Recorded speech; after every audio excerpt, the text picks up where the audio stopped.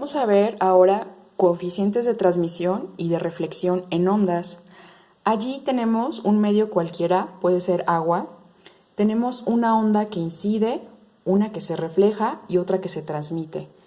El coeficiente de reflexión consiste entonces a dividir la onda reflejada entre la onda incidente.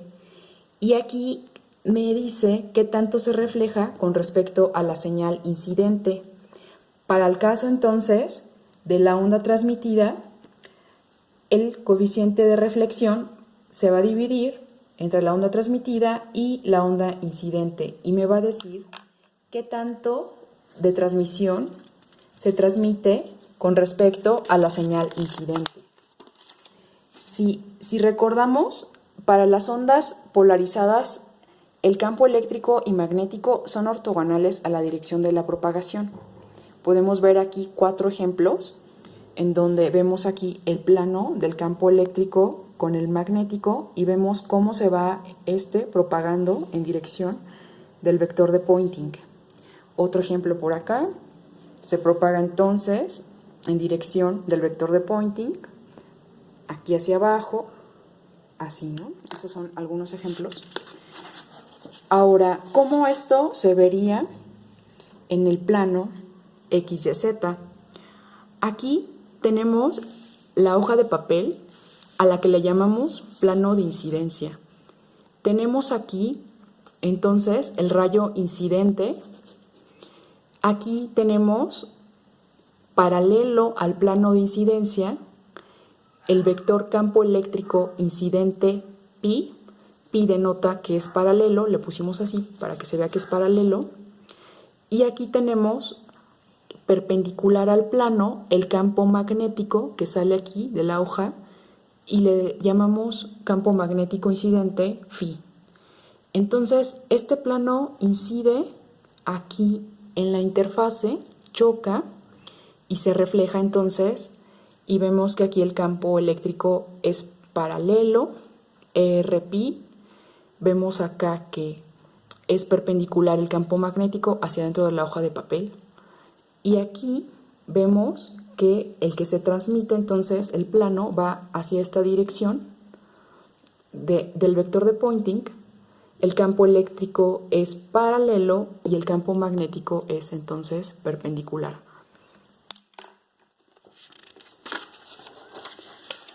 Lo mismo podemos observar aquí si el campo eléctrico fuera en otra dirección.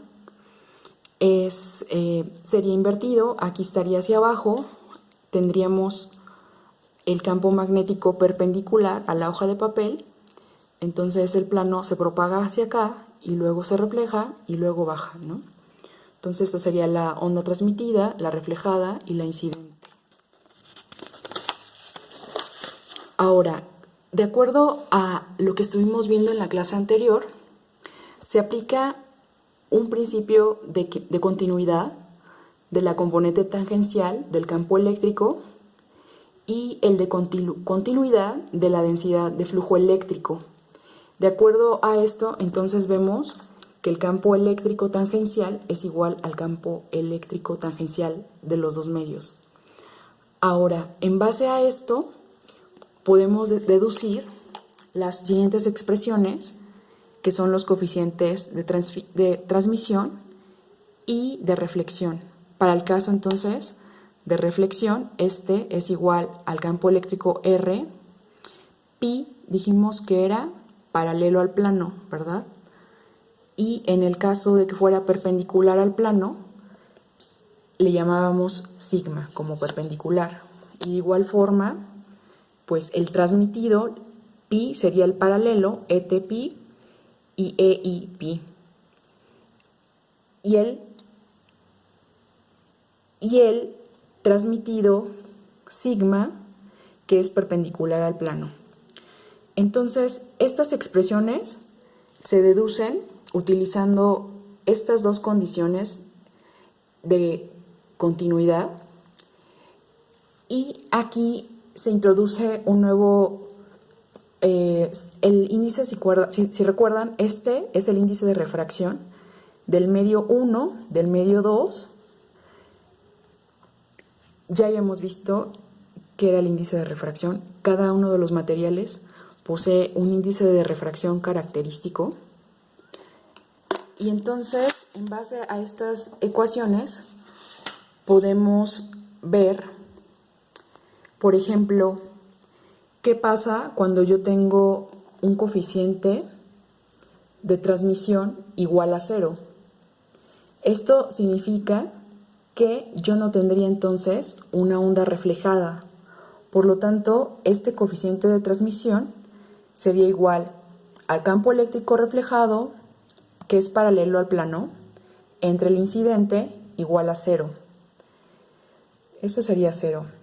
Entonces, la única componente del campo eléctrico que queda sería el campo eléctrico reflejado perpendicular al plano. Por lo tanto, la onda reflejada se dice que va a estar totalmente polarizada. Entonces, esto se puede ver gráficamente de la siguiente forma. Esta es la onda incidente en que no se encuentra polarizada, pero a la hora entonces de chocar con la interfase, se refleja y se transmite. Pero si observan aquí, pues yo ya no tengo la componente R'P, que es paralela al plano, solamente tengo estas dos. Y de igual manera acá, ¿verdad? Entonces, solamente una sola componente se va a reflejar y por eso le llamamos que está linealmente polarizada cuando ocurre esta condición. Y la pregunta es, ¿cómo puede ocurrir la polarización? ¿Qué condiciones deben suceder para que tenga yo 0? Entonces, para esto tendríamos entonces que ER, pi, como lo mencioné al inicio de la clase, es igual al índice de refracción del medio 1 por el coseno del ángulo θ transmitido menos el N2, que es por el coseno de θi igual a 0. Si recuerdan cuál era θi y θr, lo podemos ver aquí. El incidente sería el verde y el reflejado sería el azul. Entonces, esto tendría que ser igual a 0. Despejando, vemos que N1 por coseno de θt es igual a N2 por coseno del ángulo incidente. Si recuerdan, la ley de Snell nos dice que el índice de refracción del seno del ángulo incidente es igual al índice de refracción del medio 2 por el seno de θt. Ahora, de esta expresión la dividimos entre la ley de Snell y entonces vemos que se cancelan los índices de refracción y nos queda algo así.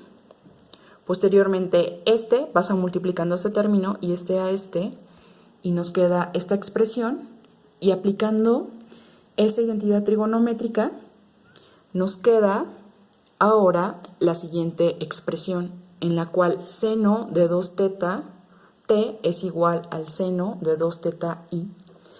Ahora, lo que hago es despejar a este θ t, y me queda 2θt igual a θ menos 2θi.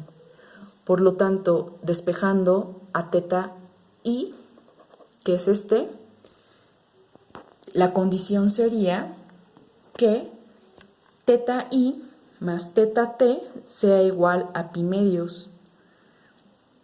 ¿Esto qué significa? Que sea 90 grados, o sea, que la suma de estos dos sea 90 grados y por lo tanto, al ser estos dos ángulos 90 grados, vería que acá se formaría un ángulo de 90 grados entre el campo eléctrico transmitido y el reflejado. Bajo esta condición, entonces, estaría el campo linealmente polarizado. Entonces, Esto implica que cuando los rayos reflejados y transmitidos son perpendiculares, entonces el rayo reflejado está totalmente polarizado, estando el campo eléctrico perpendicular al plano de incidencia. Entonces, para esa figura que les mostré, en el cual seno de teta t va a ser igual al coseno de teta i, y por la ley de Snell, la tangente del ángulo teta incidente es igual al índice de refracción del medio 2 entre el índice de refracción del medio 1, y a esto le llamamos la ley de Brewster. Teta i se conoce como el ángulo entonces de polarización, que le llamábamos ángulo de incidencia, y es el ángulo con el cual el rayo reflejado queda totalmente polarizado.